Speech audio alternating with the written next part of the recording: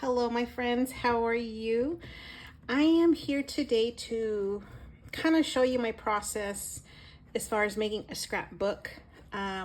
This is my wheelhouse right here. This is what I love to do. I've been making scrapbooks for about 20 plus years, and it all started when film transitioned into digital, and I didn't like the photo albums that were available, so I just went on YouTube one day and figured out how to make one on my own, and I've been making them ever since.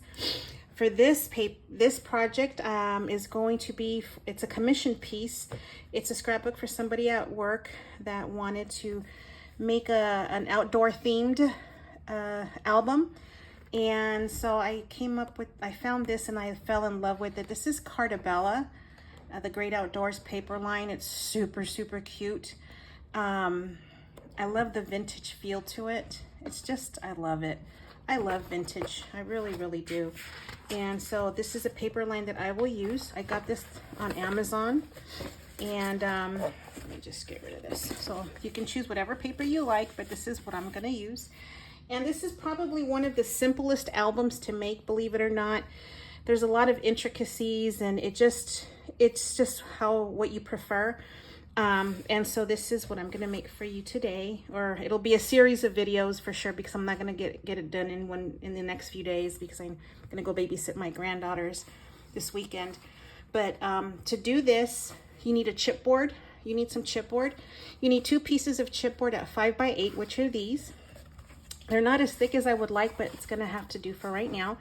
So you'll need 2 pieces of 5x8 and 1 at 1 inch by 8. So these are your covers, and this is going to be your spine. I went ahead and already placed my adhesive on the back. And for these covers, I like to use tape. I don't like to use glue. It's just my preference. Again, you can use whatever you like, but for covers and hinges and spines, I like to use tape. And it comes in a roll like this in various sizes. I didn't realize I was using the smaller one on this one, so that's why you see 2. But this is the one I like to use for my covers and spines.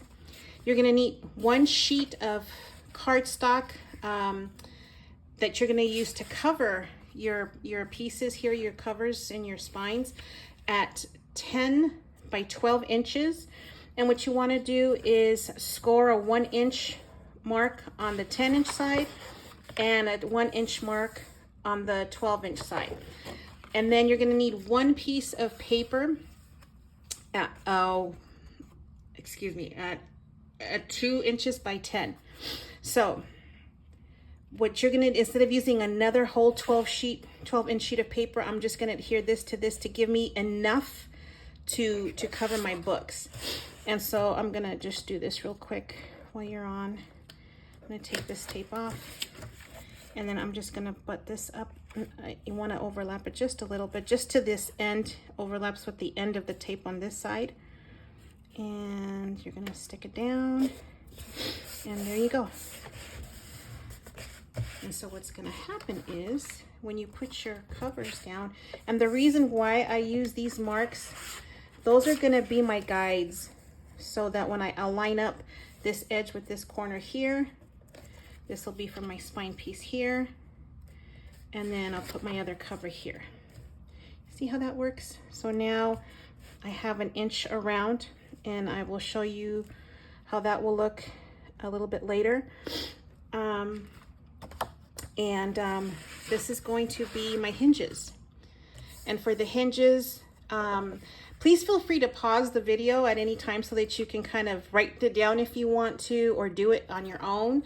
But this is going to be for the binding to create the hinges. So you're going to need 1 sheet of paper of 7.5 by 6.5, and you're going to score at the 1.5 inch mark, the 2 inch mark, 2.5, then 3.25, and then 3 3/4, 4 inches, all the way down to 4, 4.5, and then 5.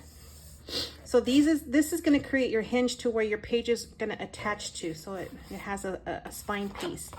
And so what I did is I placed my adhesive on every other half inch, or other, I'm sorry, I'm stuttering, every other inch marking so that it's 3 pieces of tape here. I don't know if you can see that.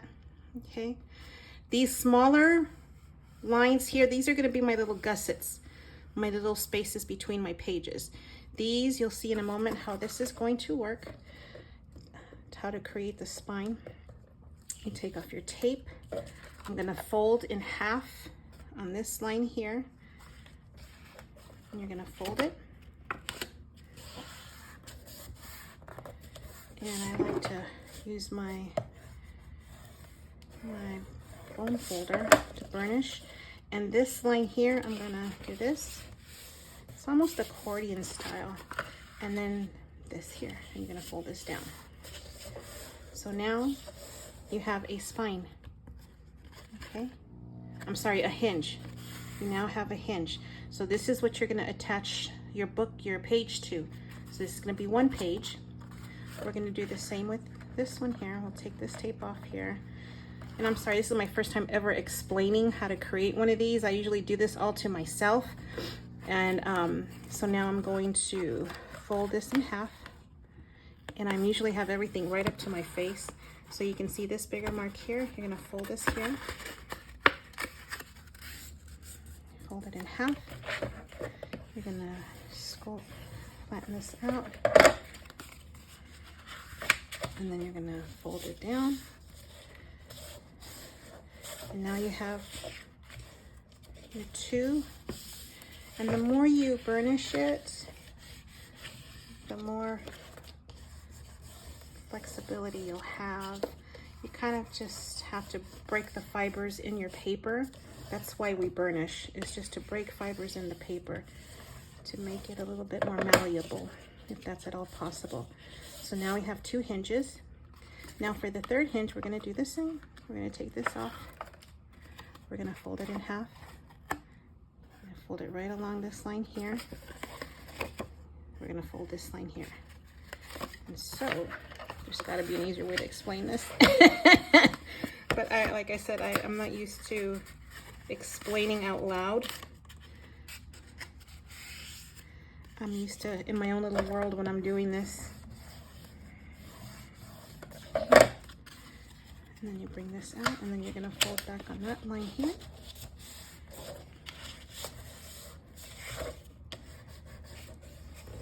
And there's probably other videos out there on how to do these hidden hinge systems. But I learned how to do this a long time ago. And so now you have 3 pages. So the album I'm creating is only gonna have 3 pages. And so this is enough to cover the flaps on the inside part of the book. And there you have it. So these are my hinges. These are my covers. And so I will put this together and create part 2 to the video. Thank you guys. Bye.